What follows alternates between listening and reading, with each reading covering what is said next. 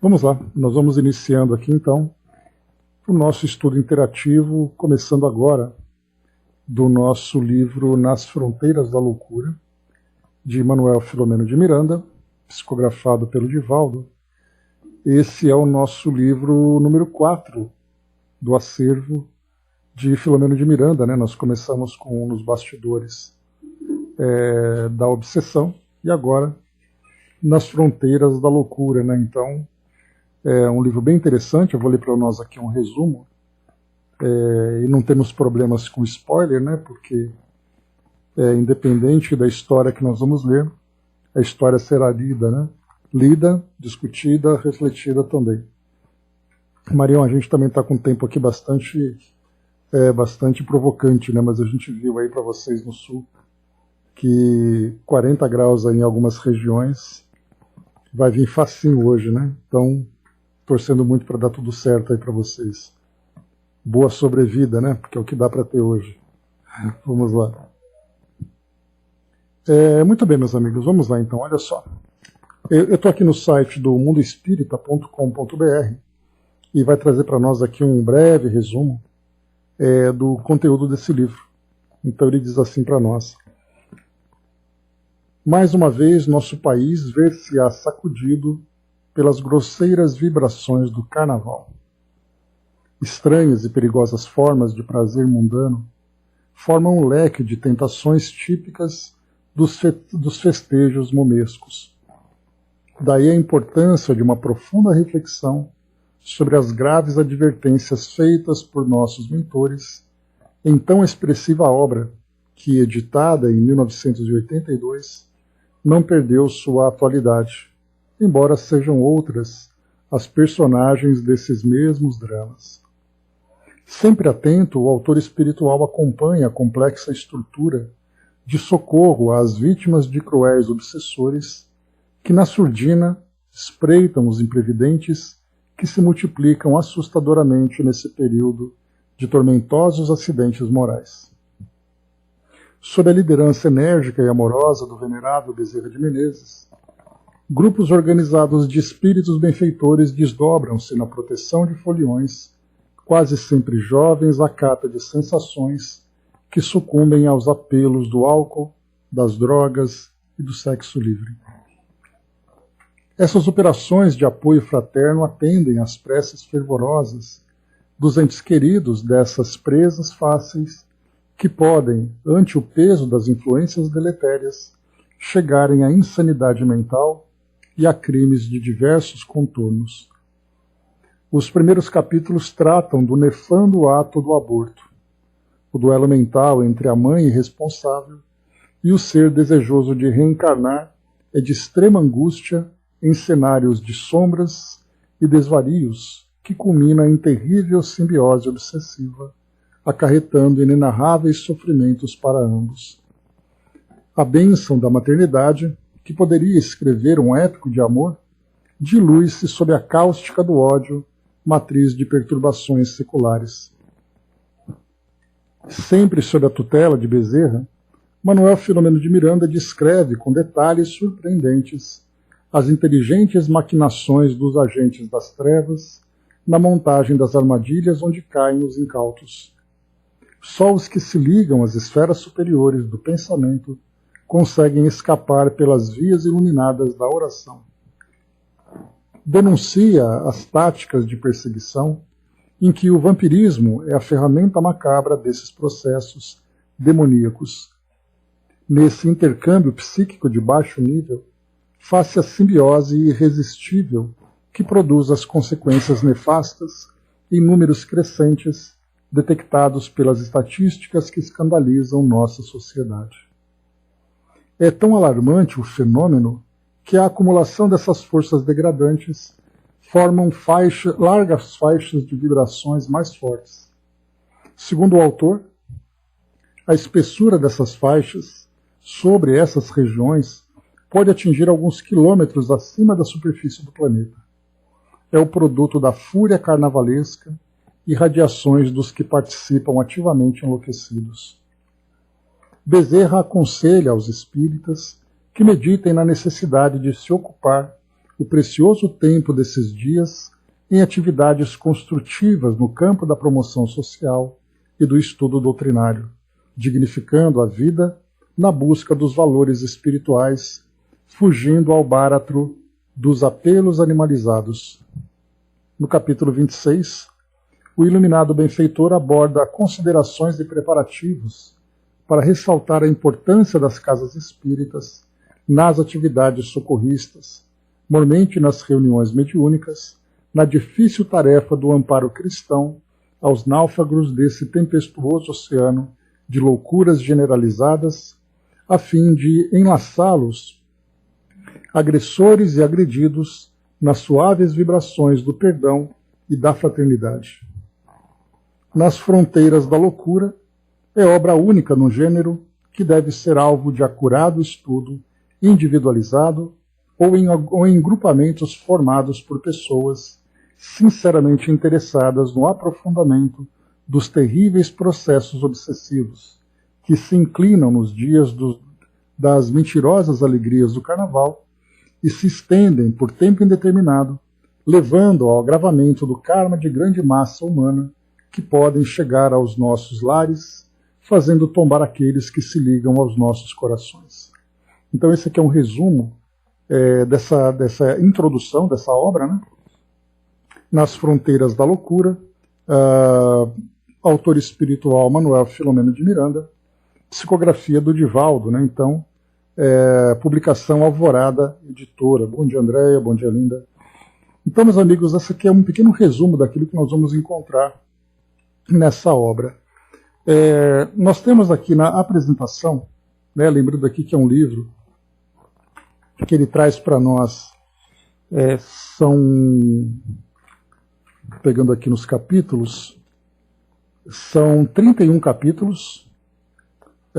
Nós vamos aqui para aproximadamente 295 páginas, contando toda a história desde o início, envolvendo aqui as nossas personagens, e também aqui, claro, né, personagens e trabalhadores do plano espiritual, contando esse contexto, mais uma vez aqui lembrando, que é o contexto de 1982, durante o período do Carnaval.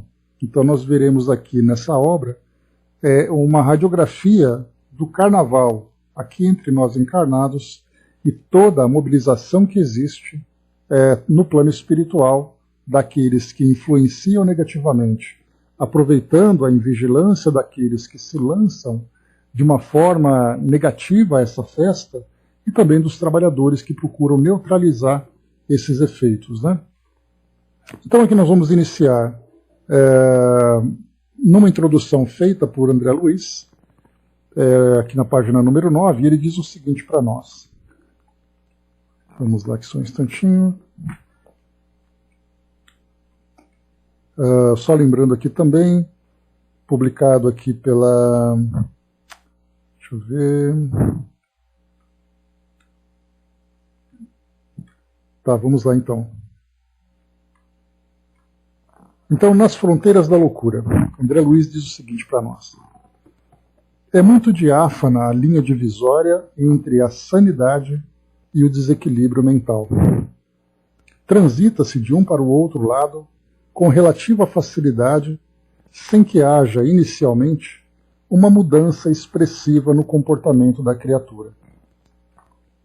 Ligeira excitação, alguma ocorrência depressiva, uma ansiedade ou um momento de mágoa, a escassez de recursos financeiros, o impedimento social, a ausência de um trabalho digno, entre muitos outros fatores, podem levar o homem a transferir-se para outra faixa da saúde mental, alienando-se temporariamente e logo podendo retornar à posição regular, à de sanidade.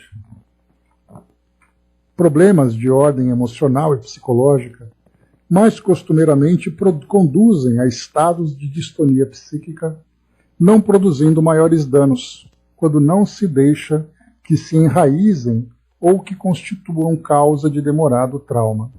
Então aqui inicialmente nós temos nessa introdução André Luiz lembrando, né, os diversos fatores que nos levam a todos, sem exceção, a determinadas alterações, né, no estado de saúde mental que nós temos, alguns de uma forma mais profunda, outros de uma forma superficial, aqueles de uma forma mais rápida e outros aqui, muitas vezes permitindo, como ele colocou para nós aqui, algum enraizamento desses processos, levando a estados patológicos de fato.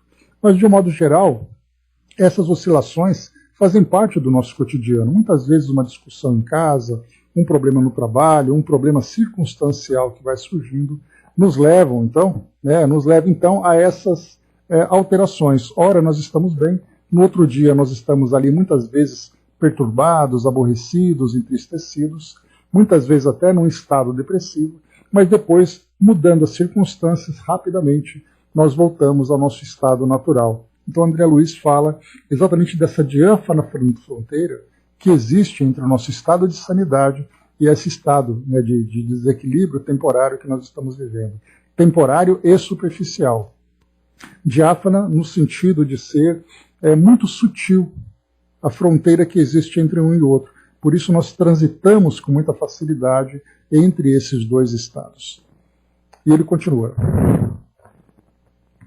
Vivendo-se numa sociedade em que as neuroses e as psicoses campeiam desenfreadas, vitimando um número cada vez maior de homens indefesos, as balizas demarcatórias dos distúrbios mentais fazem-se mais amplas. Aqui também vale a pena a gente fazer um comentário.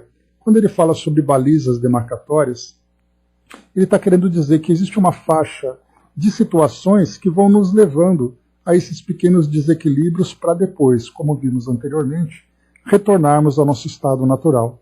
Mas a sociedade que nós estamos vivendo, e olha que aqui ele fala de 1982, agora nós estamos em 2021, 2023, não é 21 não, 2023, de lá para cá nós temos ali quase 40 anos. E nesse período todo, quantas mudanças foram acontecendo?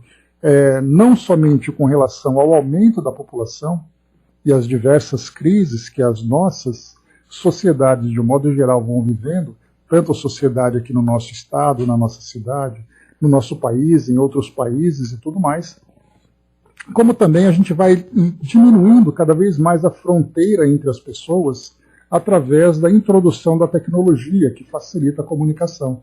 Então, se antes você ficava restrito aos problemas que aconteciam na sua casa, na vizinhança da sua região, dentro da sua família, agora você é afetado por perturbações que são causadas do outro lado do mundo, que instantaneamente afetam a nossa vida. Basta que você acorde de manhã, ligue seu celular, ligue a televisão, e de repente você tem uma notícia, você tem ali um comentário, você tem ali algum tipo de provocação que nos leva a esse desequilíbrio. Portanto, ele fala para nós que aquilo que acontecia numa linha estreita de oscilações daquilo que faz parte do nosso dia a dia, essas balizas aumentaram, fazendo com que agora situações que nem sempre fazem parte do nosso dia a dia acabem nos afetando. Então, por isso, são as complexidades de uma sociedade, né, com uma expressão muito utilizada nesses últimos anos, uma sociedade globalizada, em que todos afetam a vida de todos. Da mesma forma que, positivamente, todos podem contribuir para que haja o equilíbrio na vida de todos. Porém, de acordo com a situação que nós vivemos hoje e o próprio estado do nosso mundo, né, o status em que ele se encontra no mundo de provas e expiações, nós vamos encontrar pessoas muito mais carentes de auxílio do que em condições de prestar alguma assistência. Por isso, então, mais uma vez, estamos nos vendo num número cada vez maior de pessoas indefesas, transitando nessas faixas que aumentaram cada vez mais, provocando esses distúrbios mentais. Mas ele continua. Há, no entanto, além dos fatores que predispõem à loucura, e dentre os quais situamos o karma do espírito, nos quais se demoram incontáveis criaturas em plena fronteira, a obsessão espiritual, que as impulsiona a darem o passo adiante, arrojando-as no desfiladeiro da alienação de largo porte e de difícil recuperação. Então, além daquilo que nos afeta no nosso cotidiano, que faz parte da rotina que nós vivemos hoje, do estilo de vida que nós adotamos, dessas influências que nós exercemos uns sobre os outros, ele coloca mais dois fatores. Além desses canais, dessas situações comuns do nosso dia a dia, primeiro tem as histórias que nós trazemos que ficam marcadas no nosso inconsciente. Quando ele coloca karma do espírito, ele destaca essa palavra karma no entendimento de falarmos sobre provas e expiações daquilo que faz parte da nossa história. A gente vai remontar ao Evangelho segundo o Espiritismo, lá no capítulo número 5, Bem-aventurados os aflitos, como eu coloquei para vocês já, que, se eu não me engano, esse é o maior capítulo que tem no Evangelho segundo o Espiritismo, exatamente pela sua profundidade, pela sua abrangência. Ele vai lembrar que nós temos causas do presente, bastando lembrar que basta que o homem remonte à origem das suas dificuldades, que ele vai perceber que essas dificuldades foram causadas por ele próprio. Mas ele fala também sobre as causas anteriores das aflições. E essas causas anteriores significa que o espírito, em dado momento da sua existência no passado, acabou criando situações que vão acompanhando-o durante a sua evolução nas reencarnações seguintes e que também marcas do passado vão repercutindo na sua consciência, na sua história, nos seus sentimentos e emoções, também aqui no presente. Então esse é um outro fator. Eu tenho uma vida que muitas vezes pode ser uma vida muito bem estruturada, uma vida muito bem acompanhada, mas eu trago comigo uma aflição que foi causada no passado que eu ainda não consegui resolver. Tem uma história no passado em que eu, por exemplo, reencarno numa família encontrando desafetos, me encontro numa condição social, numa condição de saúde, em condições diversas, como parte de experiências que eu trouxe do passado e que ainda não foram resolvidas. E isso agrava essa minha saúde mental, esse meu estado de sanidade. Esse é o segundo fator. Primeiro fator, situações comuns do nosso dia a dia. Segundo fator, débitos e pendências do passado que me acompanham até o presente, agravando ali a minha condição. E vem agora o terceiro fator, que são as influências espirituais. E aí ele coloca para nós que dessas influências, nesse processo de agravamento dessas relações entre encarnados e desencarnados, ele destaca a obsessão espiritual. Obsessão que impulsiona as criaturas a darem o passo adiante, arrojando-as no desfiladeiro da alienação, de largo porte e de difícil recuperação. E ele continua aqui exemplificando agora aqueles que são vítimas fáceis da obsessão.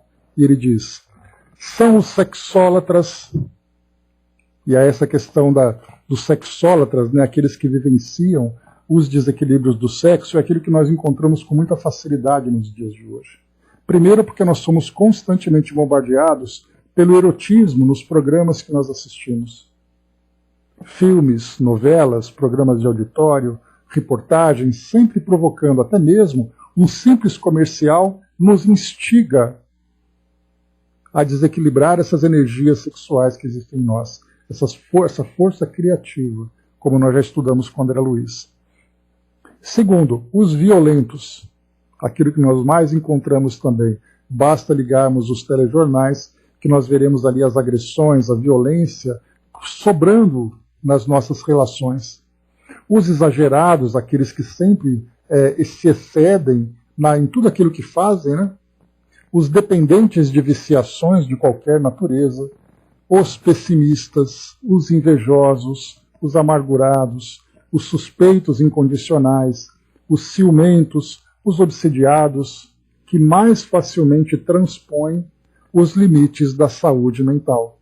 Nesse caso, eles já apresentam, pelo próprio comportamento, uma predisposição, uma abertura para essa influência espiritual, que basta que haja ali um motivo para que o espírito se afinize com esse indivíduo, e a própria conduta dele já é o suficiente para estabelecer esse tipo de relação, para fazer com que isso então se agrave.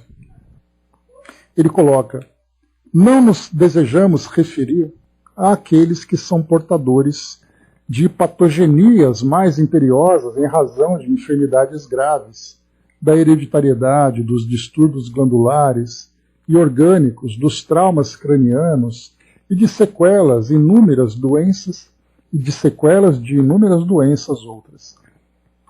Queremos deter-nos nas psicopatogêneses espirituais, sejam as de natureza emocional, pelas aptidões e impulsos que procedem das reencarnações transatas, das reencarnações anteriores, de que os enfermos não se libertam, sejam pelo impositivo das obsessões infelizes, produzidas por encarnados ou por espíritos que já se despiram da indumentária carnal, permanecendo, no entanto, nos propósitos inferiores a que se aferram. A obsessão é uma fronteira perigosa para a loucura irreversível. Sutil e transparente, a princípio, agrava-se em razão da tendência negativa com que a agasalha o infrator dos soberanos códigos da vida. Dando gênese a enfermidades várias, inicialmente imaginárias, que recebe por via telepática, pode transformar-se em males orgânicos de consequências insuspeitadas ao talante do agente perseguidor, que induz a vítima, que o hospeda, a situações lamentáveis. Comportamentos que se modificam assumindo posições e atitudes estranhas, mórbidas, exprimem constrição de mentes obsessoras sobre aqueles que se lhe submetem, mergulhando em fosso de sombras e de penoso trânsito. Há muito mais obsessão graçando na terra do que se imagina e se crê. Mundo este que é de intercâmbio mental, vivo e pulsante, cada ser sintoniza com outro equivalente, prevalecendo, por enquanto, os teores mais pesados de vibrações negativas, que perturbam gravemente a economia psíquica, social e moral dos homens que nele habitam. Não obstante a vigilância do amor de Cristo Jesus, atua positiva, laborando com eficiência a fim de que se modifiquem os dolorosos quadros da atualidade, dando surgimento a uma fase nova de saúde e paz. Então aqui ele já começa a trazer como um elemento terapêutico importante, primeiro, o próprio, o que ele coloca como amor de Cristo Jesus, ou seja, ele coloca para nós os ensinamentos morais contidos no Evangelho como, inicialmente, uma profilaxia para evitar que se instale qualquer tipo de obsessão. E depois de instalada, uma terapia para fazer com que esse vínculo se desfaça. Mas para isso a gente lembra, precisa que o próprio envolvido no processo obsessivo atue nesse sentido, ou seja, participando ativamente dessa terapia, ou todos nós convidados sempre a nos precavermos através da vivência desses ensinamentos. Ele continua, nesse contexto, o Espiritismo, que é o mais eficaz e fácil tratado de higiene mental, desempenha um relevante papel, qual seja o de prevenir o homem dos males que ele gera para si mesmo e lhe cumpre evitar, como facultar-lhe os recursos para superar a problemática obsessiva, ao mesmo tempo apoiando e enriquecendo os nobres profissionais e missionários da psicologia, da psiquiatria, da psicanálise. Neste livro, procuramos examinar algumas técnicas obsessivas de entidades perversas que ainda se comprazem no mal, estimulando os sentimentos e paixões inferiores, tanto quanto alguns outros métodos e terapias desobsessivas ministrados pelos mentores espirituais e demais abnegados prepostos de Jesus nessa batalha do bem contra o mal, da luz contra a treva. Desfilam nas páginas que irão ler vidas e criaturas que se encontravam nas fronteiras da loucura e que foram amparadas, reconduzidas ao equilíbrio, quanto outras que se vitimaram, oferecendo-nos preciosas lições que devem ser incorporadas ao cotidiano de cada um de nós. Sobretudo, Destacamos o esforço e a dedicação dos mensageiros do bem e da paz, na faina infatigável de ajudar, ensinando pelo exemplo a lição da fé viva e da caridade plena. Guardando a esperança de que a sua leitura possa beneficiar alguém, oferecemos ao Senhor de todos nós, pela sua caridade para conosco, tanto quanto aos espíritos amigos, que nos facultaram o ensejo de estar ao seu lado nos momentos em que se dedicaram ao socorro e à misericórdia espiritual, movimentando-se através das fronteiras dos dois mundos de vibrações, para amainar a loucura que toma conta de muitos homens. Então aqui Manuel Filomeno de Miranda, ele assina essa introdução, comentei que era André Luiz, mas na verdade a mensagem de André Luiz vem em seguida. E esse texto foi então assinado lá em Salvador, no dia 24 de fevereiro de 1982, então uma quarta-feira de cinzas. Então bem providencial, já que o tema que nós vamos acompanhar gira em torno desse momento do carnaval, com olhos, com vistas do plano espiritual, observando as influências, observando a conduta dos encarnados, o trabalho dos benfeitores. E aqui lembrando sempre que Manuel Filomeno de Miranda ele procura sempre nos conduzir por histórias reais, que vão sendo ali então observadas e depois relatadas, depois relatadas para que a gente possa ver na prática essa realidade que existe do plano espiritual. Muito interessante também ele coloca para nós dois pontos aqui que vale a pena a gente observar. Primeiro ele coloca aqui, deixa eu pegar aqui rapidamente,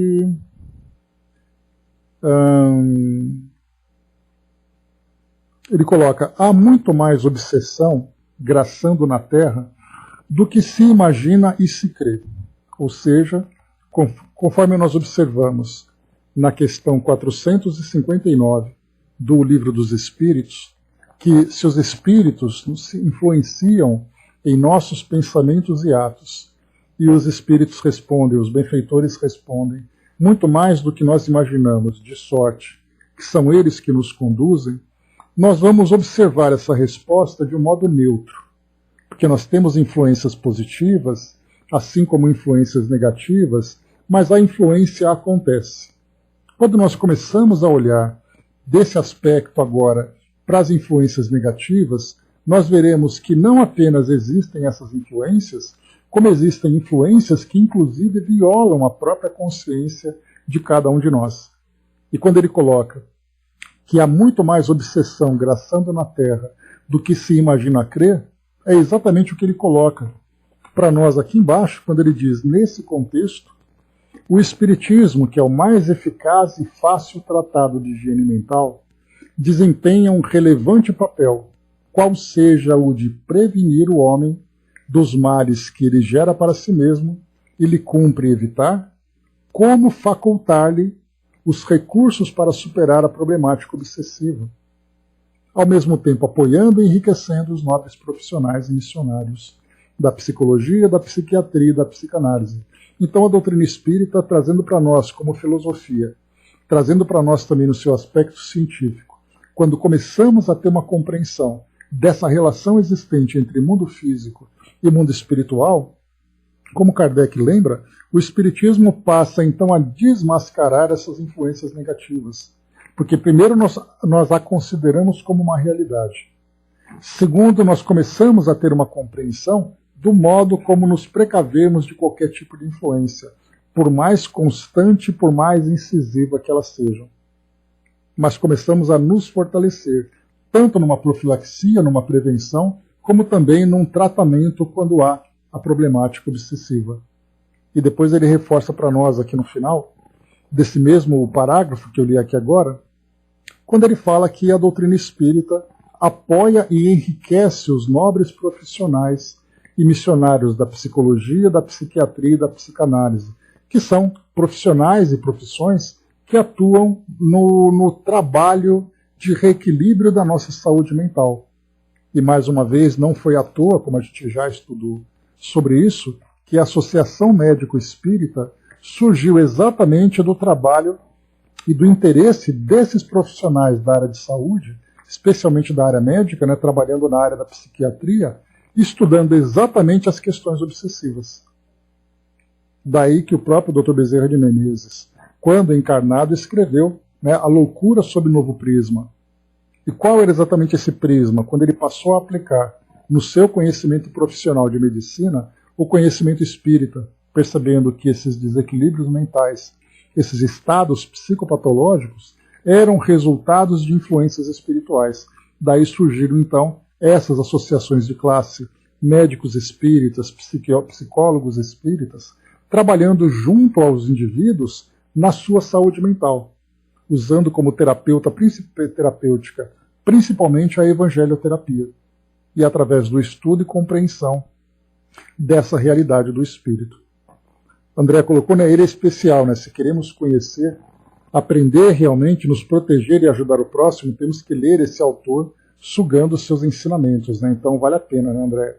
Porque ele se dedicou aqui a trazer para nós com profundidade e com muitos detalhes essa realidade do plano espiritual. Muito bem, então nessa introdução que nós vimos aqui, Manuel Filomeno de Miranda, então, ele nos convida, e é bem interessante quando ele coloca, gostei aqui de quando ele trouxe, ele diz assim,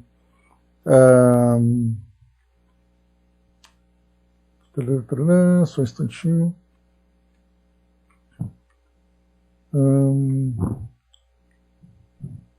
ele colocou um trecho aqui que me fugiu, mas quando ele fala, né, aqueles que são interessados no estudo individual ou no estudo em grupo, daqueles que são interessados em conhecer, daqueles que são interessados em aprender, né, sobre essa realidade e também sobre esses fenômenos das obsessões e suas técnicas. Estou procurando aqui, mas eu não estou achando agora.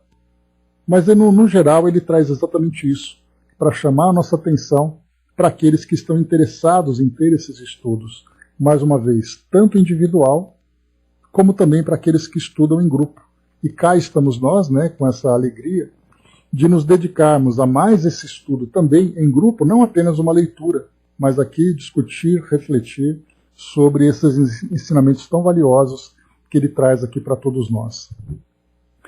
Muito bem, depois aqui no próximo texto tem uma psicografia bem interessante, que o livro ele traz a foto da psicografia, né, de André Luiz, né? Então, para quem nunca viu uma psicografia, nesse livro aqui ele traz, né, todo aqui aquele, entre aspas, os garranchos, né, que os espíritos tentam trazer para nós aqui, né, num texto legível. E aqui então é fotografia da psicografia de André Luiz. Eu vou ler para vocês aqui, vou ler devagar aqui porque a gente vai ter que ler e decifrar, né, mas eu já tenho mais ou menos aqui uma ideia do seu conteúdo, e ele diz assim para nós. O texto é explicação. Diz assim: a desmontagem da obsessão é trabalho milenar sobre a Terra. Por isso mesmo, não se atribui a um tarefeiro único a obrigação de erradicá-la no caminho dos homens. Manuel Filomeno de Miranda é um trabalhador que penetra no campo de serviço, criando novos sistemas de trabalho e novos planos de ação para que se nos extingua semelhante flagelo no mundo físico que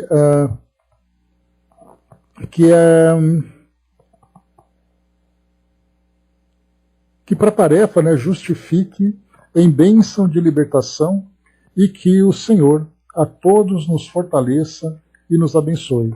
André Luiz, então, é que ele assina.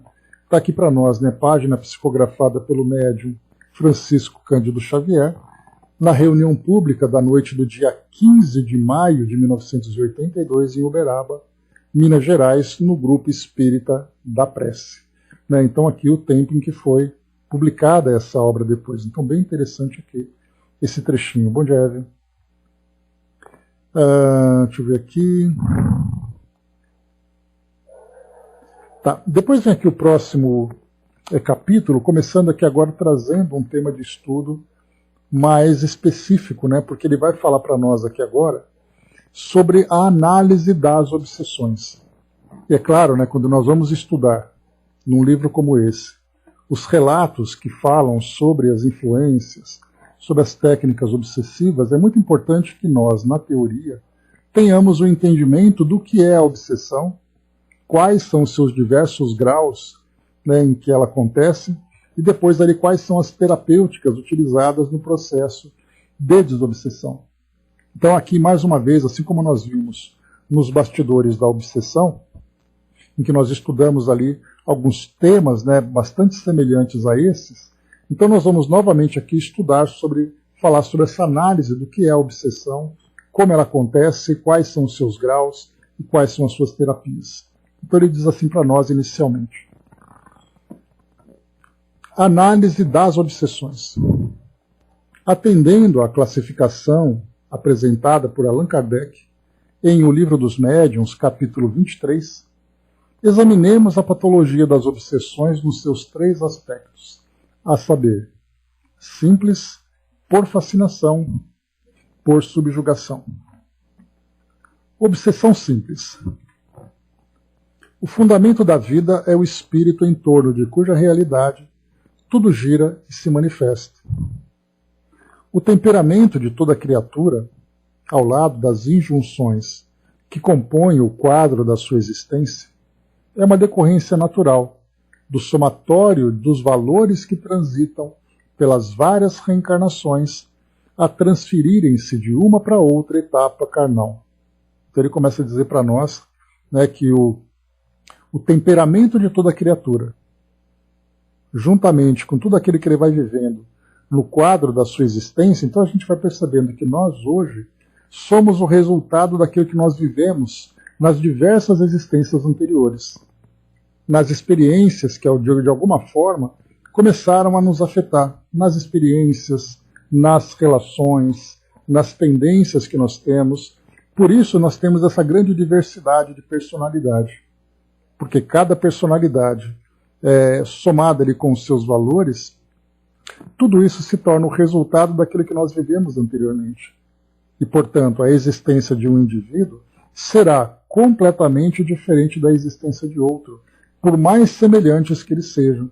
Nós vamos encontrar, por exemplo, indivíduos que reencarnam numa mesma família, que trazem tendências, que trazem ali ideias bastante semelhantes, mas muito longe de serem um mesmo espírito, ou de serem espíritos que trazem ali, né, uma identidade quase que única entre os dois. Nós vamos encontrar uma diferença muito grande porque a história de cada um é diferente. Imaginarmos, por exemplo, 2 indivíduos que saem em viagem. Os 2 saem no mesmo dia, voltam no mesmo dia, e depois cada um conta a sua história. Dependendo de para onde ele foi, qual foi a sua percepção, quais foram as suas relações durante essa sua viagem, ele vai ter eles vão ter histórias completamente diferentes para contar. Imaginemos quando nós falamos em termos de um espírito imortal vivendo tantas e tantas existências no passado. Por isso, mais uma vez, ele coloca, só para a gente poder lembrar. Primeiro, que o fundamento da vida é o espírito, em torno de cuja realidade tudo gira e se manifesta. Esse simples parágrafo, que é exatamente o que eu li para vocês, constitui aqui um parágrafo de 2 linhas, quando coloca que o fundamento da vida é o espírito, e é em torno dele que gira a sua realidade, e que essa realidade se manifesta, imaginemos o quão distantes nós estamos ainda. Em termos de ciências terrenas, de conhecimento e compreensão aqui no nosso mundo, nós estamos da realidade. Sendo que o espírito hoje nada mais é do que um elemento de fé. Um objeto de fé em que há aqueles que acreditam que existe e há aqueles que acreditam que não existe. Independente de acreditar ou não acreditar, o espírito existe e é em torno dele que é o fundamento da vida. Ele é o fundamento da vida e é em torno dele que tudo acontece, que tudo se manifesta. Como se isso não fosse o suficiente de falarmos do espírito como ser imortal, como ser o centro de tudo, nós ainda temos essa longa trajetória na sua imortalidade, em que ele vai vivendo reencarnação após reencarnação, criando situações diversas que vão agregando valores, vão trazendo para ele ali situações que precisam ser resgatadas, que são para ele fonte de muitas dores e desequilíbrios. Então, primeiro, nós não acreditamos que o espírito exista. Temos ali simplesmente um objeto de fé, em que as pessoas fazem ali as suas práticas de adoração para determinadas entidades, mas o indivíduo não se vê como um espírito. E mais do que isso, ele não se vê como um ser imortal. É por isso que hoje nós temos, embora as crenças existentes no nosso mundo, nós vamos ver cada um vivendo a sua vida aproveitando esse momento, sem ter consciência que ele já tem uma história passada e sem fazer um planejamento das suas ações, das suas escolhas, visando o seu futuro como espírito imortal. Ele vive simplesmente o agora. E esse agora é onde ele vai depositar todas as suas emoções, todas as suas ideias, todas as suas forças, não importa qual seja. Por isso que nós vemos tantos e tantos erros acontecendo. Erros esses envolvendo situações comuns do nosso cotidiano, escolhas que nós fazemos sem termos consciência do que nós fazemos, até situações mais graves e mais complexas, como os crimes que vão acontecendo, por exemplo. Aquele indivíduo que se tivesse consciência da sua imortalidade, sabendo que será um espírito reencarnado, sabendo que existe uma lei de ação e reação, que vai oferecer, que vai devolver para ele o resultado das suas ações e das suas escolhas, quem seria a pessoa que cometeria um crime de assassinato ou provocaria uma guerra, por exemplo? Sabendo que, inevitavelmente, ele vai receber isso como resultado das suas escolhas. Mas como para ele, essa ideia da reencarnação, a ideia do espírito, a própria ideia da existência de Deus, para ele não passa de um objeto de fé, objeto esse do qual não faz parte das suas crenças, porque a visão dele é uma visão material, uma visão única, ele simplesmente vai agir de acordo com seus impulsos. Então, quando ele coloca para nós que o fundamento da vida é o espírito, e o fato do espírito existir, nós teremos ali todas as consequências que giram em torno dele, quando ele coloca em torno de cuja realidade tudo gira e se manifesta. Qual é essa realidade? A realidade, primeiro, da sua imortalidade, da reencarnação, da lei de causa e efeito, das suas relações, das influências espirituais. Mas aí, como eu não acredito na existência do espírito, tudo isso que vem como consequência também se perde. E se perdendo, eu vou agindo de acordo com aquilo que a vida vai me apresentando. Eu ajo de acordo com os meus interesses do momento, com os meus impulsos do momento. E é isso que nós vemos no mundo hoje. As pessoas vivendo os seus vícios, as suas tendências, dando vazão às suas fraquezas. Por que tudo isso? Porque para ele o que importa é o momento, então vamos curtir a vida. E mais do que isso, nós vemos então, mais uma vez aqui como ele coloca, além do espírito ser o centro de tudo, esse espírito traz uma personalidade. E essa personalidade é formada por toda a trajetória que ele percorreu. Por isso ele coloca mais uma vez, aqui nesse trecho ele diz assim: o temperamento de toda criatura, ao lado das injunções que compõem o quadro da sua existência, essas injunções são as circunstâncias, as relações, as escolhas que ele fez e tudo mais. Então, o temperamento é uma decorrência natural do somatório dos valores que transitam pelas várias reencarnações, a transferirem-se de uma para outra etapa carnal. Então, quer dizer, nós temos uma existência, na próxima existência temos cenários diferentes, personalidades diferentes, mas o ator é o mesmo. Ele pode até mudar o papel que ele está interpretando. Se, por exemplo, colocando ali a ideia, né, nosso querido Eduardo trouxe para nós aquela visão a respeito do teatro e da plateia e dos atores. Então imaginemos que hoje nós estamos interpretando, né, um fazendeiro. E nessa fazenda eu tenho ali tudo aquilo que diz respeito à minha vida como fazendeiro. Numa outra existência, eu saio como um advogado. Eu continuo o mesmo ator. E eu trago das experiências que eu vivenciei anteriormente, naquela experiência como fazendeiro, naquele ambiente, com aquelas pessoas, com aquela atividade, agora como advogado, o mesmo espírito reaprenderá, aprenderá coisas novas, reaprenderá aquilo que ficou como déficit, novas relações, muitas vezes reencontrando pessoas do seu mesmo círculo. Depois, numa outra encarnação, ele vai reencarnar num outro cenário, com outras circunstâncias, levando elementos do seu passado, reencontrando pessoas e conhecendo pessoas novas, e assim vai. Podemos observar que essa trajetória que o espírito vai vivenciando, como isso para ele é engrandecedor.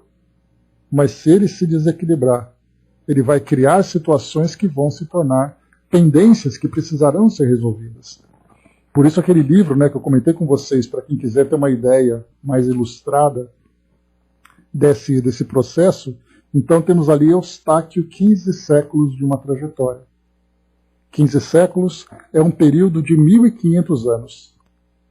O espírito que vai encarnando, reencarnando, desencarnando e reencarnando, e assim vai, cada situação vivendo uma experiência, e naquele gráfico, se nós pudéssemos pensar assim, que no seu prontuário pessoal nós colocássemos um gráfico sobre os altos e baixos que ele vivenciou, nós veremos ali aquela agulha subindo e descendo alucinadamente. Porque em cada situação que o espírito vivencia, vem para ele um aprendizado novo, vem para ele uma circunstância nova. E a sua personalidade vem sendo moldada durante esse percurso. Algumas vezes a personalidade vem se fortalecendo, outras vezes a personalidade sofre deformações, por tudo aquilo que diz respeito ao caminho que ele está percorrendo, circunstâncias, pessoas, tendências, influências.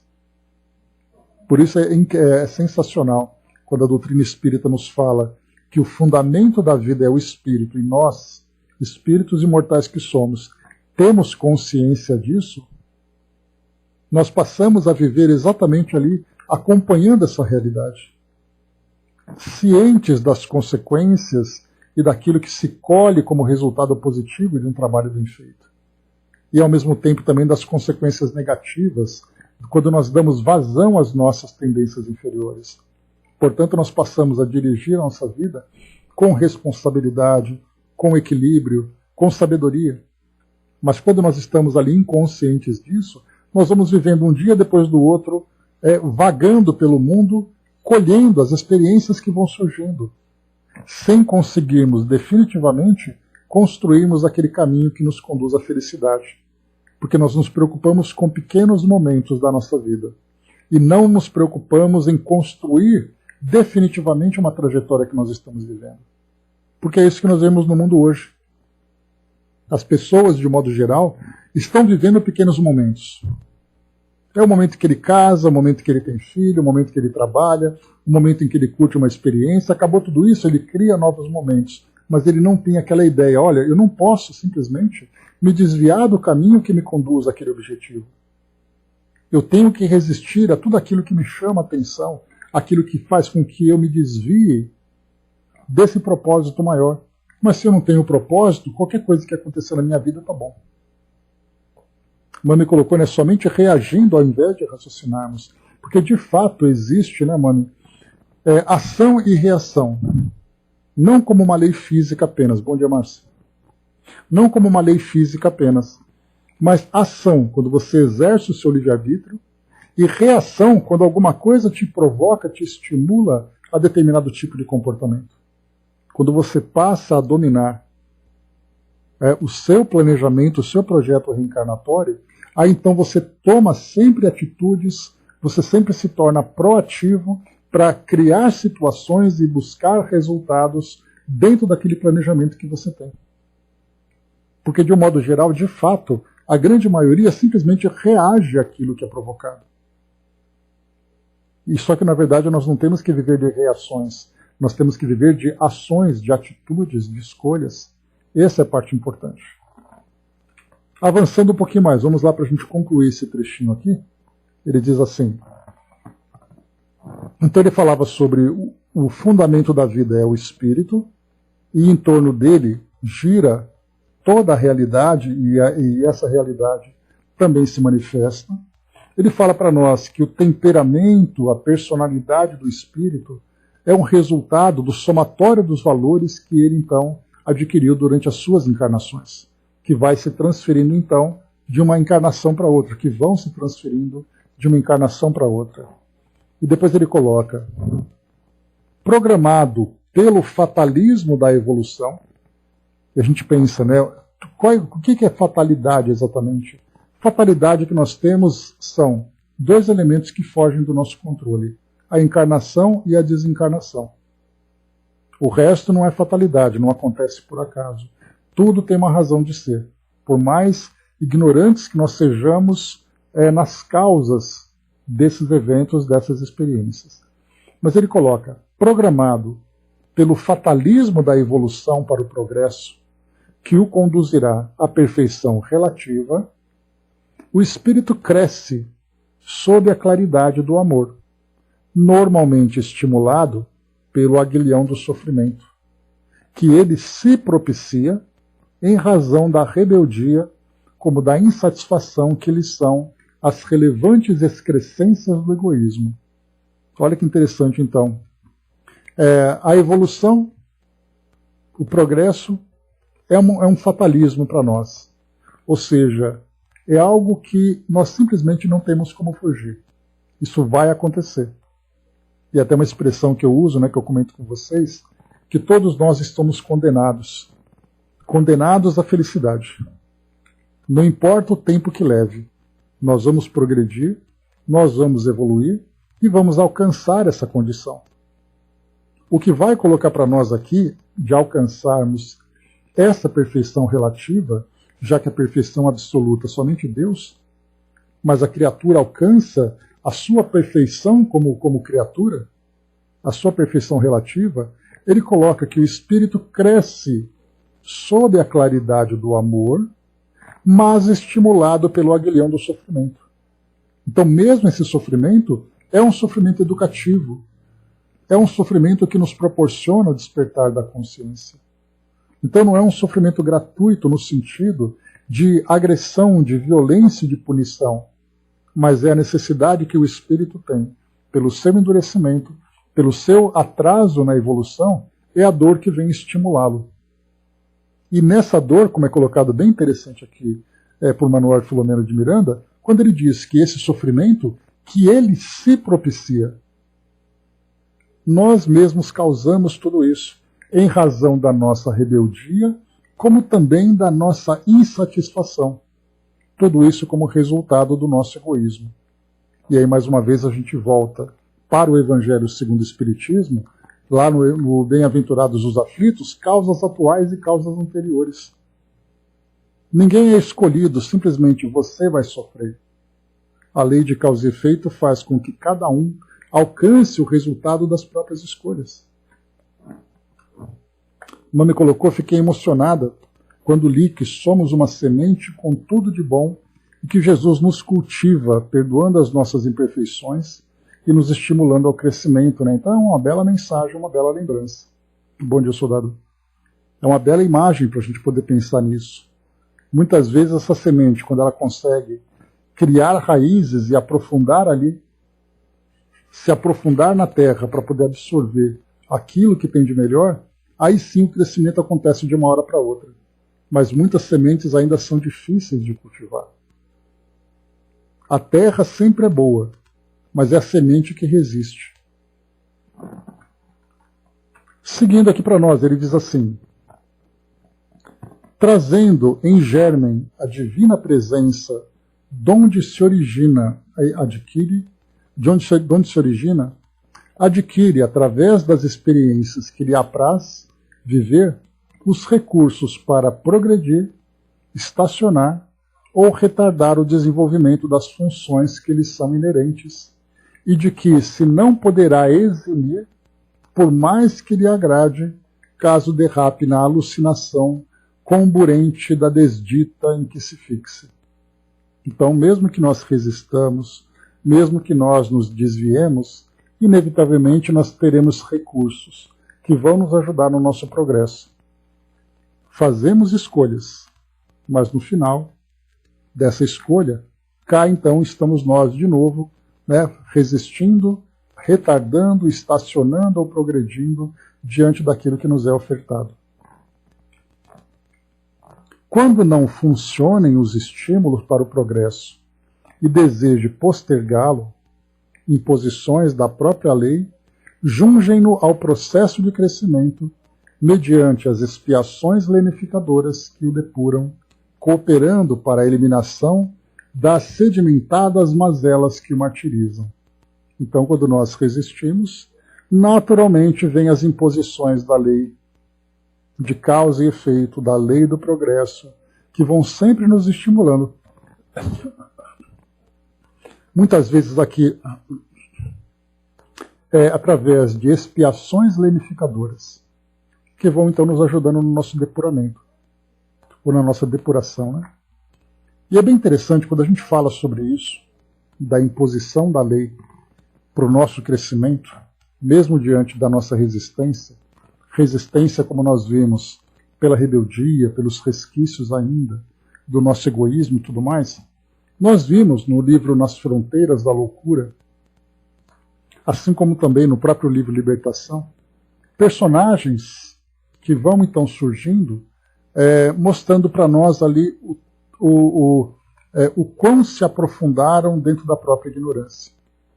E o tempo que vão levar para começarem então esse caminho de crescimento e desenvolvimento. Nós acompanhamos, por exemplo, Teofrastos no caminho nos bastidores da obsessão. Acompanhamos Gregório no livro Libertação, que são duas referências de espíritos que estavam durante muito tempo, espíritos ali, numa condição de séculos fechados dentro dessa própria visão de endurecimento, de egoísmo, de querer fazer justiça com as próprias mãos, e esses dois espíritos foram resgatados e iniciariam, a partir daquele momento, uma nova trajetória, agora inspirados por esses ensinamentos de Jesus. Mas quando eles tomaram a decisão de recomeçarem por um caminho diferente, nós já começamos a imaginar a imposição dessa lei, que vai trazer, mediante expiações lenificadoras, para a depuração, cooperando para as eliminações das sedimentadas mazelas que o martirizam. Quanto tempo esses espíritos demorarão para poder sair dessa condição em que eles se encontram?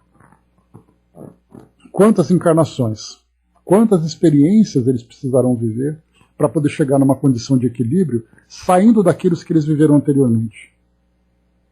A própria história da Dona Ivone também, ela, pessoalmente, contava essa história. O Divaldo também conta a sua história. Fala de encarnações anteriores em que ele também teve ali os seus momentos de despertar, os seus momentos de dor.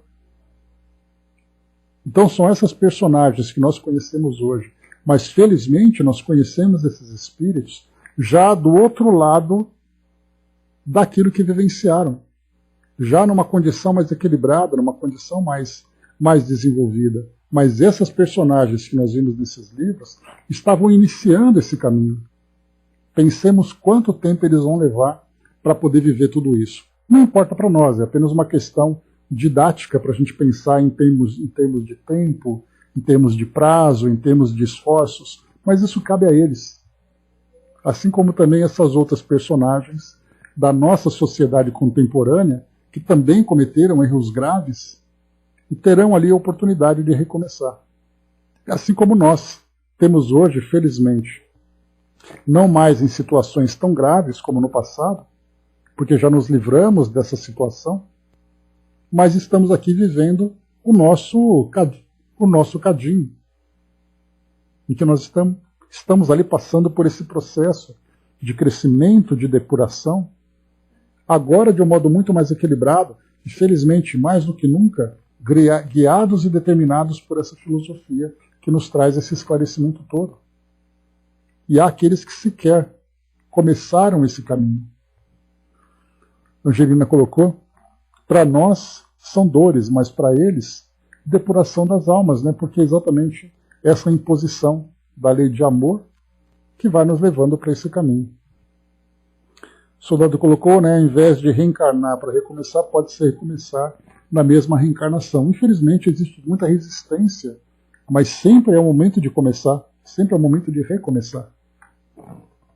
E para a gente finalizar, meus amigos, aqui esse trecho, diz assim para nós: